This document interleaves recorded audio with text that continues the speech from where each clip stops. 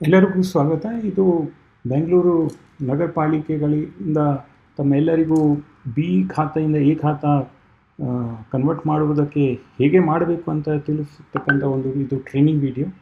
ಈಗ ಇಲ್ಲಿ ನೀವು ಈ ವೆಬ್ಸೈಟ್ ಅಂದರೆ bbmp.karnataka.gov.in/b2a ಖಾತೆಗೆ ಬರಬೇಕು. ಇಲ್ಲಿ ಬಂದ ಮೇಲೆ ಇಲ್ಲಿ ನಿಮ್ಮ ಮೊಬೈಲ್ ನಂಬರ್ ಆಮೇಲೆ ಕ್ಯಾಪ್ಚಾ ಹಾಕಿದರೆ ತದನಂತರ ನೀವು OTP ಹಾಕಿಬಿಟ್ಟು ಒಳಗೆ ಹೋಗಬಹುದು. OTP ಹಾಕಿ ಒಳಗೆ ಹೋದ ನಂತರ ಈ ರೀತಿ ನಿಮಗೆ ಡ್ಯಾಶ್ಬೋರ್ಡ್ ಸಿಗ್ತದೆ. ಈ ರೀತಿ ಒಳಗೆ ಬಂದ ತಕ್ಷಣ ನಿಮಗೆ ಈ ರೀತಿ ಡ್ಯಾಶ್ಬೋರ್ಡ್ ಕಾಣುತ್ತೆ. ಇಲ್ಲಿ ಈವರೆಗೆ ನೀವು ಸಲ್ಲಿಸಿರ್ತಕ್ಕಂಥ ಅರ್ಜಿಗಳು ಆಮೇಲೆ ಇನ್ ಪ್ರಾಸೆಸ್ ಇರ್ತಕ್ಕಂಥ ಅರ್ಜಿಗಳನ್ನು ಇದರಲ್ಲಿ ನೀವು ನೋಡಬಹುದು. ಅದ್ರ ಜೊತೆಗೆ ನೀವು ಹೊಸ ಅರ್ಜಿಯನ್ನು ರಚಿಸೋದಕ್ಕೆ ಇಲ್ಲಿ ಕ್ಲಿಕ್ ಮಾಡಬೇಕು ಅಂತ. ಇಲ್ಲಿ ಬಂದಾಗ ನಿಮ್ಮ ಖಾತಾದು ಒಂದು ಬಿ ಖಾತಾಗಾಗಿ ನೀವು ಏನು ಫೈನಲ್ ಖಾತಾ ಪಡೆದಿರ್ತೀರಿ ಅಂತ ಬಿ ಖಾತಾಗಾಗಿ ಎ ಖಾತಾಗೆ ಕನ್ವರ್ಟ್ ಮಾಡಲಿಕ್ಕೆ ಇಲ್ಲಿ ಅವಕಾಶ ಇದೆ. ಇದು ನೀವು ಸಿಲೆಕ್ಟ್ ಮಾಡಿ ಪಡೆಯಿರಿ ಅಂತ ಕ್ಲಿಕ್ ಮಾಡಿದರೆ ನಿಮ್ಮ ಈ EPID ಆಧಾರದ ಮೇಲೆ ಆ ಪ್ರಾಪರ್ಟಿಯನ್ನು ಫೆಚ್ ಆಗುತ್ತೆ. ಫೆಚ್ ಆದ ನಂತರ ಇಲ್ಲಿ ಪುಲ್ ಆದ ನಂತರ ನೀವು ಅದಕ್ಕಾಗಿ ಈಗ ನೋಡಿ EPIDದು ಎಲ್ಲ ಆಸ್ತಿ ಫೆಚ್ ಆಯಿತು. ತದನಂತರ ಅಲ್ಲಿ ಇರ್ತಕ್ಕಂಥ ಯಾರು ಓನರ್ ಇದ್ದಾರೆ ಅವರು 4 ಓನರ್ ಇದ್ರೂ ಈ ಸಂದರ್ಭದಲ್ಲಿ ಈ ಮೂಮೆಂಟಲ್ಲಿ ಅಟ್ಲೀಸ್ಟ್ ಒಬ್ಬರಿಂದ ನೀವು ಇದು ಮಾಡಬೇಕು, EKYC ಮಾಡಿ ದೃಢೀಕರಣ ಮಾಡಬೇಕು ಆಧಾರದು. ಇಲ್ಲಿ ಏನಿದೆ ನೀವು EKYC ಮಾಡಿ ಅಂತ ಕ್ಲಿಕ್ ಮಾಡಿದಾಗ ಆಧಾರ್ ವೆಬ್ಸೈಟ್ಗೆ ಕರ್ಕೊಂಡು ಹೋಗುತ್ತೆ. ಅಲ್ಲಿ ನಿಮ್ಮ ಆಧಾರ್ ನಂಬರ್ ಮತ್ತು OTP ಮುದ್ರಿಸಿದರೆ ಅದು ವೆರಿಫೈ ಆಗುತ್ತೆ. ವೆರಿಫೈ ಆದ ನಂತರ ಈ ರೀತಿ ಬರುತ್ತೆ. ವೆರಿಫೈ ಆದ ನಂತರ ಈ EKYCಯನ್ನು ಪರಿಶೀಲಿಸಲು ಕ್ಲಿಕ್ ಮಾಡಿ. ಸೊ ಅದು ಕನ್ಫರ್ಮ್ ಆಗುತ್ತೆ. ವೆರಿಫೈ ಆದ ಮೇಲೆ ಈಗ ಇಲ್ಲಿ ನಿಮ್ಮ ಸಿಬ್ಬಂದಿ ಮತ್ತು ನಿಮ್ಮ ಆಸ್ತಿ ಮತ್ತು ದೃಢೀಕರಣ, ನಿಮ್ಮ ಐಡೆಂಟಿಟಿ ದೃಢೀಕರಣ ಆಯಿತು. ಇವಾಗ ಸೇವ್ ಮಾಡಿ ಈಗ ನಿಮ್ಮ ಅಪ್ಲಿಕೇಶನ್ ID ಜನ್ರೇಟ್ ಆಗುತ್ತದೆ. ಇದು ನೀವು ಬೇಕಂತ ರೆಕಾರ್ಡ್ ಮಾಡಿಕೊಡಿ, ಇಲ್ಲಾಂದರೆ ತನಗೆ ತಾನೇ ಸೇವ್ ಆಗುತ್ತದೆ. ಮುಂದೆ ಹೋದ ಮೇಲೆ ಈಗ ಈ ಆಸ್ತಿಯನ್ನು ರಜಸ್ವ ಸರ್ವೆ ನಂಬರ್ ಮೇಲೆ ಇದೆಯಾ ಇಲ್ವ ಅಂತ. ಸೊ ಆ ರಜಸ್ವ ಸರ್ವೆ ನಂಬರ್ ಮೇಲೆ, ರೆವಿನ್ಯೂ ಸರ್ವೆ ನಂಬರ್ ಮೇಲೆ ಇದ್ದರೆ ಹೌದು ಹೇಳಿದರೆ ಅದು ನಿಮಗೆ ಸರ್ವೆ ನಂಬರ್ ಗೊತ್ತಿಲ್ಲ ಅಂತ ಹೇಳಬೇಕು. ಗೊತ್ತಿದ್ದರೆ ಎಲ್ಲಿ ಏನು ಸರ್ವೆ ನಂಬರ್ ಹೇಳಬೇಕು, ಗೊತ್ತಿಲ್ಲ ಅಂದರೆ ಅಲ್ಲಿ ಮಾತು ಮುಗಿಯುತ್ತದೆ. ಬಹುಶಃ ನಿಮಗೆ ಸರ್ವೆ ನಂಬರ್ ಗೊತ್ತಿರಲ್ಲ. ನಿಮ್ಮ ಸರ್ವೆ ನಂಬರ್ ಅಂದರೆ ಕೃಷಿ ಭೂಮಿ ಇರತಕ್ಕಂಥ ಸಂದರ್ಭದಲ್ಲಿ ಇದ ಮೇಲೆ ಜಿಲ್ಲಾಧಿಕಾರಿಯಿಂದ ನೀವು ಭೂ ಪರಿವರ್ತನೆ ತಗೊಂಡಿದ್ದೀರಾ ಅಂತ ಬಗ್ಗೆ ನೀವು ಖಚಿತಪಡಿಬೇಕು. ನೀವು ನಿಮ್ಮ ಹತ್ರ ಮಾಹಿತಿ ಇದ್ದರೆ ನೀವು ಹೌದು ಎಂಟರ್ ಮಾಡಿ ಆ ಜಿಲ್ಲಾಧಿಕಾರಿಯಿಂದ ನಿಮಗೆ ಭೂ ಪರಿವರ್ತನೆ ಆಗಿರ್ತಕ್ಕಂಥ ಆರ್ಡರ್ ನಂಬರ್ ಹಾಗೂ ದಿನಾಂಕ ಬರೀಬೇಕು. 2018 ನಂತರದ್ದು ಆದೇಶ ಇದ್ದರೆ ಸಾಫ್ಟ್ವೇರಿಂದನೇ ತನ್ನಿಗೆ ನಾವು ಫೆಚ್ ಮಾಡ್ಕೊತೀವಿ ಕಂದಾಯ ಇಲಾಖೆಯಿಂದ. ಬಟ್ ಅದಕ್ಕಿಂತ ಹಳೆ ಕಾಲದ್ದು ಕನ್ವರ್ಷನ್ ಆರ್ಡರ್ಗಳಿದ್ದರೆ ನೀವು ಸ್ಕ್ಯಾನ್ ಅಪ್ಲೋಡ್ ಮಾಡಬೇಕಾಗುತ್ತೆ. ಇಲ್ಲಾಂದರೆ ನಾನು ಹೇಳ್ತೀನಿ ನನಗೆ ಗೊತ್ತಿಲ್ಲ ಅಂದರೆ ಜಿಲ್ಲಾಧಿಕಾರಿದು ಕನ್ವರ್ಷನ್ ಆರ್ಡರ್ ಅಂದರೆ ಭೂ ಪರಿವರ್ತನೆ ಆದೇಶ ಅಂದರೆ ಮುಂದಿನ ಟೈಮ್ದಲ್ಲಿ ನಿಮಗೆ ಬಿ ಖಾತೆಯಿಂದ ಎ ಖಾತಾ ಮಾಡಲಿಕ್ಕೆ ಹೋಗುವಾಗ ನೀವು ಭೂ ಪರಿವರ್ತನೆ ಶುಲ್ಕವನ್ನು ಕಟ್ಟಬೇಕಾಗುತ್ತೆ. ಸೊ ಇದು ನಿಮಗೆ ಏನು ಅನ್ವಯಿಸುತ್ತದೆ ಆ ಪ್ರಕಾರ ನೀವು ತುಂಬಬೇಕು. ಈಗ ನಿಮ್ಮ ಆಸ್ತಿದು 3 ಪ್ರಕಾರ ಆಸ್ತಿ ಇರ್ತದೆ ಬೆಂಗಳೂರಲ್ಲಿ. ಒಂದು ಖಾಲಿ ನಿವೇಶನ ಇರ್ತದೆ, ಒಂದು ನಿವೇಶನ ಮೇಲೆ ಕಟ್ಟಡ ಆಗಿರ್ತಕ್ಕಂಥ ಸಂದರ್ಭ ಇರ್ತದೆ. 3ನೇ ಸಂದರ್ಭ ಅಂದರೆ ಫ್ಲ್ಯಾಟ್ಗಳು ಇರುತ್ತವೆ. ಈ ಸಿಂಗಲ್ ಪ್ಲಾಟ್ ಅನುಮೋದನೆಯನ್ನು ಮಾಡಿ B2A ಖಾತಾ ಮಾಡ್ತಕ್ಕಂಥದ್ದು ಸದ್ಯಕ್ಕೆ ಬರೀ ಪ್ಲಾಟ್ ಖಾಲಿ ಪ್ಲಾಟ್ ಹಾಗೂ ಖಾಲಿ ನಿವೇಶನ್ ಮತ್ತು ನಿವೇಶನ್ ಜೊತೆಗೆ ಒಂದು ಕಟ್ಟಡ ಇರತಕ್ಕಂಥ ಸಂದರ್ಭದಲ್ಲಿ ಮಾತ್ರ ಸಿಗ್ತದೆ. ಫ್ಲ್ಯಾಟ್ ಆಗಲಿ ಇಲ್ಲಿ ಆ ಸೈಟ್ ಬಗ್ಗೆ ಡೀಟೇಲ್ ಇಲ್ಲ. ಬರೀ ಫ್ಲ್ಯಾಟ್ಸ್ಗಾಗಿ B2A ಖಾತಾ ಮಾಡಲಿಕ್ಕೆ ಸದ್ಯಕ್ಕೆ ಅವಕಾಶ ಇಲ್ಲ. ಈಗ ಈ ಆಸ್ತಿಯನ್ನು ನಿವೇಶನ ಮೇಲೆ ಒಂದು ಕಟ್ಟಡ ಇರ್ತಕ್ಕಂಥ ಆಸ್ತಿ ಇರುವುದರಿಂದ ಇಲ್ಲಿ ನಾವು ನಿಮ್ಮ ಏನು ಕಟ್ಟಡ ಇದೆ ಅದರದ್ದು ನಕ್ಷೆ ನೀವು ಯಾವುದೋ ಒಂದು ಇಂಜಿನಿಯರ್ ಆರ್ಕಿಟೆಕ್ಟಿಂದ ತಯಾರಿಸಿರಬಹುದು ಖಾಸಗಿಯವರಂತ. ಅನುಮೋದಿತ ನಕ್ಷೆ ನಾವು ಕೇಳ್ತಾ ಇಲ್ಲ. ಯಾವುದೇ ಒಂದು ನಕ್ಷೆ ನಿಮ್ಮ ಬಿಲ್ಡಿಂಗ್ದು ಏನಿದೆ ಪ್ಲಾನ್ ಇದೆ ಅದು ಇಲ್ಲಿ ಅಪ್ಲೋಡ್ ಮಾಡ್ಕೋಬೇಕು. ಈಗ ಒಂದು ಡಮ್ಮಿ ಪೇಪರ್ ನಾನು ಅಪ್ಲೋಡ್ ಮಾಡಿದ್ದೀನಿ. ನೀವು ನಿಮ್ಮ ಪ್ಲಾನ್ ನಿಮ್ಮ ಸ್ಥಳೀಯವಾಗಿ ಯಾರಿಂದನೇ ಮಾಡಿರ್ತಕ್ಕಂಥ ಕಟ್ಟಡದ ಪ್ಲಾನ್ ಅಪ್ಲೋಡ್ ಮಾಡಬೇಕು. ಇಲ್ಲಿ ನಾನು ಸೇವ್ ಮಾಡ್ತೀನಿ. ಸೇವ್ ಆಯಿತು. ತದನಂತರ ನಾವು ಈ ಪ್ಲಾಟ್ ಏನು ನಾವು ನಿವೇಶನ ಏನಿದೆ ನಮ್ಮ ಅದರದ್ದು ಒಂದು ನಕ್ಷೆಯಿಂದ ನಮಗೆ ಒಂದು ನಮೂನೆಯಲ್ಲಿ ನೀವು ಅಪ್ಲೋಡ್ ಮಾಡತಕ್ಕದ್ದು. ಆ ನಮೂನೆ ಇದು ಕ್ಲಿಕ್ ಮಾಡಿದರೆ ನಮೂನೆ ಸಿಗ್ತದೆ. ಆ ನಮೂನೆಯಲ್ಲಿ ಯಾವುದೇ ಒಂದು ಖಾಸಗಿ ಆರ್ಕಿಟೆಕ್ಟ್, ಇಂಜಿನಿಯರ್ ಅಥವಾ ಯಾವುದೇ ಪ್ರಾಧಿಕಾರದಿಂದ ಬೈ ಚಾನ್ಸ್ ನಿಮ್ಮ ಹತ್ರ ಲಭ್ಯವಿದ್ದರೆ ಆ 3 ಸಂದರ್ಭದಲ್ಲಿ ನೀವು ಅದು ಅಪ್ಲೋಡ್ ಮಾಡಿ. ಇದು ಅನುಮೋದಿತ ನಕ್ಷೆ ಆಗೋದು ಅವಶ್ಯಕತೆ ಇಲ್ಲ, ನೀವು ನಕ್ಷೆ ಮಾತ್ರ ಅಪ್ಲೋಡ್ ಮಾಡಬೇಕು. ಸೊ ಆ ಟೆಂಪ್ಲೇಟ್ ಪ್ರಕಾರ, ನಮೂನೆ ಪ್ರಕಾರ ಅಪ್ಲೋಡ್ ಮಾಡಬೇಕು. ಇಲ್ಲಿ ಕೂಡ ನಾನು ಒಂದು ಡಮ್ಮಿ ಪೇಪರ್ ಅಪ್ಲೋಡ್ ಮಾಡಿದ್ದೀನಿ. ಬಟ್ ನೀವು ಕರೆಕ್ಟಾಗಿ ಇರ್ತಕ್ಕಂಥ ಟೆಂಪ್ಲೇಟಲ್ಲಿ, ನಮೂನೆಯಲ್ಲಿ ನಿಮ್ಮ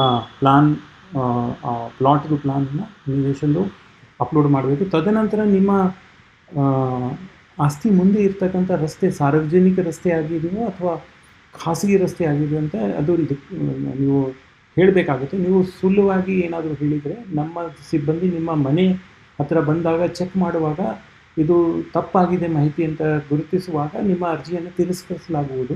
ಸೊ ನಿಮ್ಮ ಮನೆ ಮುಂದೆ ಇರ್ತಕ್ಕಂಥದ್ದು ರಸ್ತೆಯನ್ನು ಸಾರ್ವಜನಿಕ ಇರಲಿ ಅಥವಾ ಖಾಸಗಿ ಇರಲಿ, 2 ಸಂದರ್ಭದಲ್ಲಿ ನಾವು ನಿಮಗೆ B2A ಖಾತಾ ಮಾಡಲಿಕ್ಕೆ ಪ್ರಾಸೆಸ್ ಮಾಡ್ತೀವಿ. ಸೊ ನೀವು ಏನು ಸಂದರ್ಭಕ್ಕಾಗಿ ತಪ್ಪು ಮಾಹಿತಿ ಕೊಡೋ ಅವಶ್ಯಕತೆ ಇಲ್ಲ. ನಾನು ಸಾರ್ವಜನಿಕ ರಸ್ತೆ ಅಂತ ಹೇಳ್ತಾರೆ, ನಿಮ್ಮ ಆಸ್ತಿ ಯಾವ ವಾರ್ಡಲ್ಲಿದೆ ಆ ವಾರ್ಡ್ದು ಎಲ್ಲ ರೋಡ್ಸ್ ನಮ್ಮ ಪಟ್ಟಿ ಏನು ನಮ್ಮ ಹತ್ರ ಲಭ್ಯವಿದೆ ಅದು ತೋರಿಸ್ತೀವಿ. ಇಲ್ಲಿ ನಿಮ್ಮ ಮನೆ ಮುಂದೆ ಇರ್ತಕ್ಕಂಥ ಆಸ್ತಿ ಮುಂದೆ ಇರ್ತಕ್ಕಂಥ ಏನು ರಸ್ತೆ ಇದೆ ಅದು ಹೆಸರು ಇದ್ದರೆ ಸೆಲೆಕ್ಟ್ ಮಾಡಿಕೊಡಿ. ಇಲ್ಲಾಂದರೆ ನನಗೆ ನನ್ನ ಮನೆ ಮುಂದೆ ಇರತಕ್ಕಂಥ ಪಬ್ಲಿಕ್ ರೋಡ್ ಇಲ್ಲಿ ಕಾಣ್ತಾ ಇಲ್ಲ ಅಂತ ಹೇಳಬಹುದು. ಆವಾಗ ನೀವು ಇದು ಸೆಲೆಕ್ಟ್ ಮಾಡಬೇಕಾಗುತ್ತೆ. ನನ್ನ ಮನೆ ಮುಂದೆ ಇರ್ತಕ್ಕಂಥ ಪಬ್ಲಿಕ್ ರೋಡ್ ನಮ್ಮ ಪಟ್ಟಿಯಲ್ಲಿ ಇಲ್ಲ. ತದನಂತರ ನಿಮ್ಮ ಪಟ್ಟಿಯಲ್ಲಿ ಎಲ್ಲ ಅರ್ಥ ಆಯಿತು, ಆದರೆ ನಿಮ್ಮ ಮನೆ ಮುಂದೆ ಇರ್ತಕ್ಕಂಥ ರಸ್ತೆ ಅಥವಾ ನಿಮ್ಮ ಮನೆಯಿಂದ ಅತಿ ಹತ್ತಿರ ಇರ್ತಕ್ಕಂಥ ಸಾರ್ವಜನಿಕ ರಸ್ತೆ ಈ ಪಟ್ಟಿಯಲ್ಲಿ ಯಾವುದು ಇದೆ ಅಂತ ಹೇಳಲೇಬೇಕಾಗುತ್ತೆ. ಹೇಳಿದ ನಂತರ ನಿಮ್ಮ ರಸ್ತೆ ನಿಮ್ಮ ಮನೆ ಮುಂದೆ ಏನಿದೆ ಅದರದ್ದು ಹೆಸರು ಏನಿದೆ ನೀವು ನಮೂದಿಸಬಹುದು. ಇಲ್ಲಿ ನಾನು ಟೆಸ್ಟ್ ಹೇಳ್ತಾ ಇದ್ದೀನಿ. ಇದು ಸಾರ್ವಜನಿಕ ರಸ್ತೆ ಸಂದರ್ಭ. ಇಲ್ಲಿ ನನ್ನ ರಸ್ತೆಯನ್ನು ಪಟ್ಟಿಯಲ್ಲಿ ಇಲ್ಲ. ಪಟ್ಟಿಯಲ್ಲಿ ಇದ್ದರೆ ಈ ಹೆಸರು ಕೇಳಂಗಿಲ್ಲ ಮತ್ತು ನಿಮ್ಮ ಹತ್ತಿರ ಯಾವ ಪಬ್ಲಿಕ್ ರೋಡಿಗೆ ಕೇಳಂಗಿಲ್ಲ. ಇನ್ನೊಂದು ಸಂದರ್ಭ, ನನ್ನ ಮನೆ ಮುಂದೆ ಖಾಸಗಿ ರಸ್ತೆ ಹೇಳಿದರೆ ನಿಮ್ಮ ಮನೆ ಅತಿ ಹತ್ತಿರ ಇರ್ತಕ್ಕಂಥ ಯಾವ ಸಾರ್ವಜನಿಕ ರಸ್ತೆ ಇದೆ ಈ ಪಟ್ಟಿಯಲ್ಲಿ ಹೇಳಬೇಕು. ಯಾವುದು ಇದರಲ್ಲಿ ನಿಯರೆಸ್ಟ್ ಇರ್ತದೆ ಅದು ನೀವು ಸೆಲೆಕ್ಟ್ ಮಾಡ್ಕೊಳ್ಳಿ. ತದನಂತರ ನಿಮ್ಮ ಮನೆ ಮುಂದೆ ಇರ್ತಕ್ಕಂಥ ರಸ್ತೆದು ಹೆಸರೇನಂತ ನೀವು ಮುದ್ದಿಸಬೇಕು. ಅದು ಖಾಸಗಿ ರಸ್ತೆ ಗೊತ್ತಾಯಿತು. ತದನಂತರ ಇಲ್ಲಿ ನೀವು ಈಗ ಪ್ರೈವೇಟ್ ನಾವು ರೋಡ್ ಅಂದರೆ ಖಾಸಗಿ ರಸ್ತೆ ಅಂತ ಹೇಳಿದ ನಂತರ ನಿಮ್ಮ ಮನೆಯಿಂದ ಅತಿ ಹತ್ತಿರ ಇರತಕ್ಕಂಥ ಸಾರ್ವಜನಿಕ ರಸ್ತೆವರೆಗೆ ಒಂದು ಪ್ರೈವೇಟ್ ಮನುಷ್ಯದಿಂದ, ಇಂಜಿನಿಯರಿಂದ, ಸರ್ವೇಯರಿಂದ ಒಂದು ನಕ್ಷೆ ಮಾಡಿಸ್ಕೊಂಡು ನಿಮ್ಮ ಮನೆಯಿಂದ ನಿಯರೆಸ್ಟ್ ಸಾರ್ವಜನಿಕ ರಸ್ತೆವರೆಗೆ ಒಂದು ನಕ್ಷೆ ಮಾಡಿ ನೀವು ಇಲ್ಲಿ ಅಪ್ಲೋಡ್ ಮಾಡಬೇಕು. ಯಾಕಂದರೆ ಈ ರಸ್ತೆಯನ್ನು ಸ್ವಲ್ಪ ಖಾಸಗಿ ಇರುವುದರಿಂದ ನಿಮ್ಮ ನಕ್ಷೆ ನೋಡಿ ನಾವು ಸ್ಥಳ ಚೆಕ್ ಮಾಡಿಬಿಟ್ಟು ಅದು ಪಬ್ಲಿಕ್ ರೋಡ್ ಅಂತ, ಸಾರ್ವಜನಿಕ ರಸ್ತೆ ಅಂತ ಕಮಿಷನರ್ನವರು ಘೋಷಿಸ್ತಾರೆ, ಆದೇಶಿಸ್ತಾರೆ. ಅದಕ್ಕೆ ಈ ನಕ್ಷೆ ಅತಿ ಅನಿವಾರ್ಯವಾಗಿದೆ. ಇಲ್ಲಿ ಕೂಡ ನಾನು ಒಂದು ಡಮಿ ಫಾರ್ಮ್ ಎಂಟರ್ ಹಾಕಿದ್ದೀನಿ. ಬಟ್ ನೀವು ಕರೆಕ್ಟ್ ನಕ್ಷೆ ಹಾಕ್ಕೊಡ್ಬೇಕು. ಇದು ಯಾರು ಪ್ರೈವೇಟ್ ಮನುಷ್ಯರಿಂದ ತೆಗೆದುಕೊಳ್ಬಹುದು, ಸರ್ವೇರಿಂದ ತೆಗೆದುಕೊಳ್ಬಹುದು. ಅಪ್ರೂವ್ಡ್ ನಕ್ಷೆ ಅಂತ ಕೇಳ್ತಾ ಇಲ್ಲ ನಾವು. ಈಗ ತದನಂತರ ನಿಮ್ಮ ಕೈಯಲ್ಲಿ ಇರ್ತಕ್ಕಂಥ ಇವಾಗ ಏನು B ಖಾತಾ ಇದೆ ಅದು ಈ ಖಾತಾದಲ್ಲಿ ಅದರದ್ದು ಏನು ಲೊಕೇಶನ್ ಇದೆ ಇಲ್ಲಿ ತೋರಿಸ್ತಾ ಇದ್ದೀವಿ. ಇದು ಸ್ಥಳನ ಸರಿಯಾಗಿದೆಯೋ ಇಲ್ಲಾಂದರೆ ಇದು ಆವಾಗ ನಾನು ಸರಿಯಾಗಿ ಗಮನಿಸ್ದೇನೆ ಸುಮ್ಮನೆ ಕ್ಲಿಕ್ ಮಾಡಿದೆ, ಇದು ಸ್ಪಾಟ್ ಸರಿ ಇಲ್ಲ ಅಂತ, ಇದು ಸರಿ ಇಲ್ಲ, ನಾನು ಸರಿಪಡಿಸೋಕ್ಕೆ ಇಷ್ಟಪಡ್ತಾ ಇದ್ದೀನಿ ಅಂತ ಸೆಲೆಕ್ಟ್ ಮಾಡಬಹುದು. ಇದು ಯಾಕೆ ಇಂಪಾರ್ಟೆಂಟ್ವಾಗಿದೆ ಅಂದರೆ ನಿಮ್ಮ ಸ್ಪಾಟ್ ತಪ್ಪಿದರೆ ನಮ್ಮ ಜನ ತಪ್ಪು ಸ್ಪಾಟ್ಗೆ ಹೋಗಿ ಅಲ್ಲಿ ಆಸ್ತಿ ಇರುವುದಿಲ್ಲ ಅಂತ ಘೋಷಿಸಿ ನಿಮ್ಮ ಅರ್ಜಿಯನ್ನು ತಿರಸ್ಕರಿಸಲಾಗುತ್ತದೆ. ಇದು ಕಾರಣಕ್ಕಾಗಿ ಕರೆಕ್ಟಾಗಿ ನಿಮ್ಮ ಆಸ್ತಿದು ಟಾಪಲ್ಲಿ ಹೋಗಿ ಹುಡುಕಿಬಿಟ್ಟು ಆಸ್ತಿ ಟಾಪಲ್ಲಿ ಮಿಡಲ್ದಲ್ಲಿ ನೀವು ಇದು ಒತ್ತಬೇಕು, ಇದು ಬಟನ್. ಆವಾಗ GPS ಬರ್ತದೆ, ಇಲ್ಲಿ ನಮ್ಮ ಜನ ಬರ್ತಾರೆ. ಸೊ ಮ್ಯಾಚ್ ಆಗುತ್ತೆ ಇದರಿಂದ. ತದನಂತರ ಈಗ ಇದು ಕೊನೆ ವಿಷಯ ತುಂಬ ಸಿಂಪಲ್ ಇದೆ, 2 ಸೆಕೆಂಡ್ ಲಾಸ್ಟ್ ಅಂತ ಹೇಳ್ಬೋದು. ಅಲ್ಲಿ ಇರ್ತಕ್ಕಂಥ ಮೇಲೆ ನಾವು ಒಬ್ಬರದ್ದು EKYC ಮಾಡಿದ್ದೀವಿ. ಇನ್ನು ಉಳಿದಿದ್ದ ಎಲ್ಲ ಓನರ್ಗಳನ್ನು ತಮ್ಮ ಆಧಾರ್ ಅಥೆಂಟಿಕೇಷನ್ ಮಾಡಬೇಕು. ಸೊ ಒಬ್ಬೊಬ್ಬದ ಹೆಸರು ಸೆಲೆಕ್ಟ್ ಮಾಡಿ ಇಲ್ಲಿ ಇರ್ತಕ್ಕಂಥ ಒಂದೇ ಇರತಕ್ಕಂಥ ಓನರ್ಗಾಗಿ ಒಂದೇ ಹೆಸರು ಬಂತು. ಬಟ್ ಎಲ್ಲಿ ಜಾಸ್ತಿ ಓನರ್ ಇರ್ತಾರೆ ಆ B ಖಾತಾದು ಎಲ್ಲ ಓನರ್ದು ಆಧಾರ್ ಅಥೆಂಟಿಕೇಷನ್ ಮಾಡಬೇಕಾಗುತ್ತೆ. ಮಾಡಿಬಿಟ್ಟು ಏನಾಗುತ್ತೆ ತೋರಿಸಿ.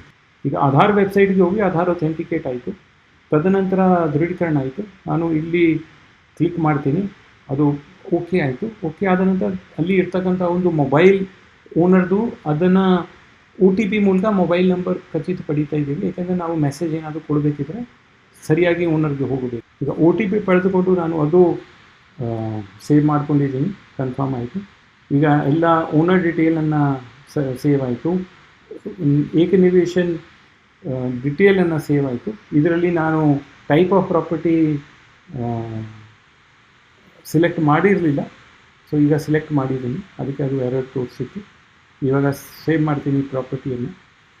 ಪ್ರಾಪರ್ಟಿ ಸೇವ್ ಮಾಡಿದ ನಂತರ ಎಲ್ಲ ಸೇವ್ ಆಯಿತು. ಇವಾಗ ನಾನು ಅರ್ಜಿ ಸಲ್ಲಿಸಬಹುದು.